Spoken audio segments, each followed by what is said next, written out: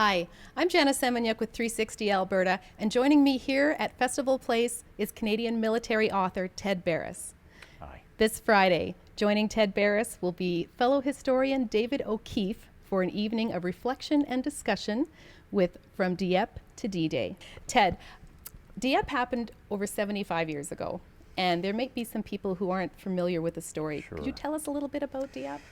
Dieppe was an attempt to find out how powerful the Germans who were occupying, the Nazis were occupying northwestern Europe, and the Allies needed to have some sense of what their defenses were in the French ports on the coast of France.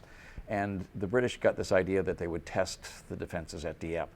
The Soviets, who are our allies during the Second World War, wanted a Western front. They had been fighting the Germans in the east. They wanted the Western front open. This was the beginning of that. And it was a decision that was not terribly well made, because this fortified port was indeed that. If you've ever been to Dieppe, you'll know that it's a stone-filled beach surrounded by cliffs, which gave the defenders a bird's eye view of everything, and it was a shooting gallery. It was an awful mess, at least on the beach. What we will discover on the evening of the talk from David O'Keefe is that there was something else going on there that a lot of people didn't know, and that was that there were two parallel operations, not just the one on the beach, but a second one. And I can get into that if you like, but David will on the evening here at Festival Place.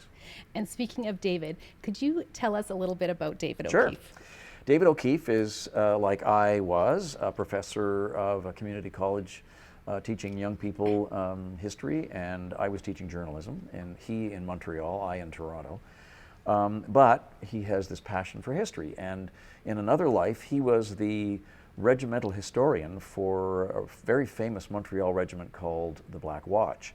And indeed his new book called 7 Days in Hell is about the Black Watch and its encounter in Normandy in 1944. But going back before that, he did some digging, and David, with his research, and he's a tiger, he found information which revealed this parallel operation which nobody has unveiled or unearthed until David did about 7 or 8 years ago. And he's done a television documentary on it and a book about it called One Day in August. And it tells that story for the very first time.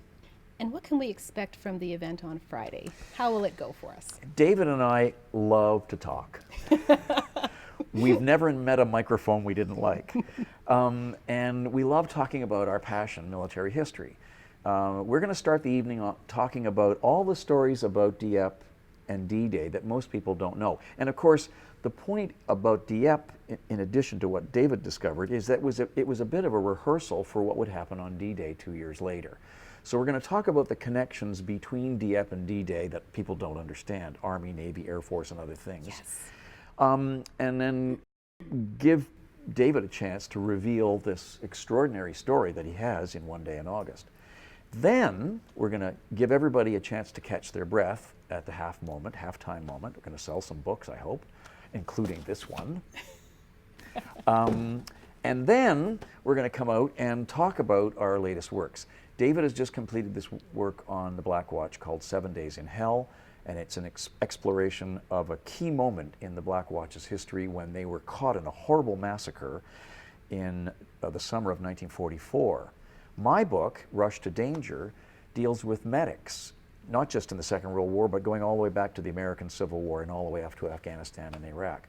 The reason for that is my dad was a medic in the Second World War, and this has been a long journey of discovery for me to learn his story, and his story kind of becomes the tree branch from which these other small twigs go off. Tickets for From Dieppe to D-Day are still available by going to www.festivalplace.ab.ca or by calling the box office. I'm Jana Semeniuk with 360 Alberta.